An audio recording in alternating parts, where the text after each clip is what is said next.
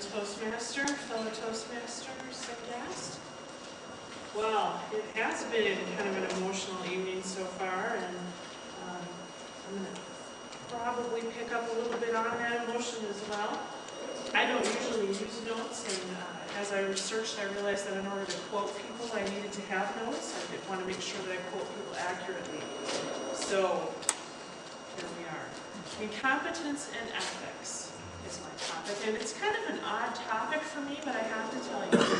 I was listening to NPR, and you know, the news is talking a lot right now about incompetence and expressing anger because of some of the things that have gone on on Wall Street, in Washington, in our society. You know, we're suffering, we're feeling a little financial pain or a lot of financial pain, and we're looking for someone to blame. And since we're all human, there are a lot of examples of incompetence out there that we can throw a dart at and say, my situation would be better were it not for whoever the dart is. And so I was listening to the broadcasters talking about incompetence on Wall Street, and the question they asked was, is incompetence unethical? Is it unethical? And various people came on and said, well, yes, of course it's unethical, and talked about why it was unethical. And you know, I was driving to work, and for some reason that little question stuck in my mind.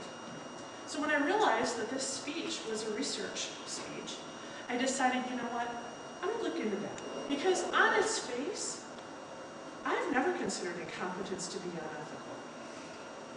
It's just incompetence. A lot of you know that I fill an HR role right now, and it's among others, and it's a role that I enjoy.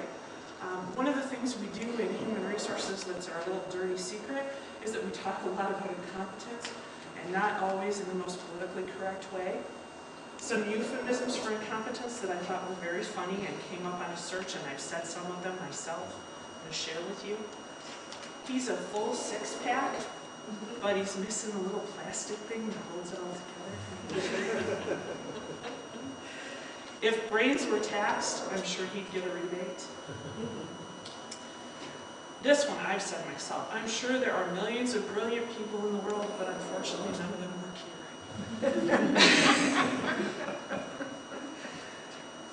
My daughter's favorite is, if you were any more stupid, you'd have to be watered twice a week. It's one of her favorites. And then another one that I've actually said, he's on a fast track to forced retirement. And you know, these all start with he, they could be a she. In human resources, we talk about incompetence, and we talk about some of the reasons why. Many of you may have heard of the Peter Principle. If you've done anything in business, you may have heard of that. Rather than paraphrase it, I did look up what is actually involved with the Peter Principle. The Peter Principle is a theory that originated with Dr. Lawrence J. Peter, and it states that employees within hierarchical organizations, they advance to their highest level of competence. You do a great job, you get promoted. You do a great job, you get promoted. You do a great job, oh my goodness, you're wonderful, you get promoted.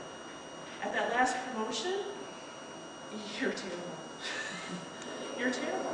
The Peter Principle says they're promoted to a level where they're incompetent, and then they stay there forever because they're not good enough to be promoted, but they've done such a good job. We can never get rid of Joe or Sue. It's the Peter Principle, and I've seen it played out a million times in business and government. Is that unethical? It's a fact of life, and it's poor management, I think, but is it unethical? So I decided to go and look and see what incompetence is truly defined as, because obviously I have my own definitions that may or may not be accurate, my last name not being Webster. And so what I found is that the definition of incompetence itself is incompetent. It says incompetence is the act or state of being incompetent, which told me nothing, but I enjoyed it. So I decided to look up incompetent, since that's obviously what they wanted me to do, and also what I remember learning in 7th grade English. So I looked that up. Incompetent is defined as not legally qualified, inadequate or unsuitable to a particular purpose, lacking the qualities needed for effective action, unable to function properly. All right, I'm not too far off. So I decided to take a look at what ethics is defined as. While I do have my own working definition of ethics, one that I've heard kicked around in college, the compass that guides us with our behavior, and you know, I could not find a definition other than ethics is the way we guide our behavior. Tells me nothing. Further research, though, I uncovered this little tidbit that I thought was enlightening. Sociologist Raymond Baumhart asked business people a few years ago, what does ethics mean to you?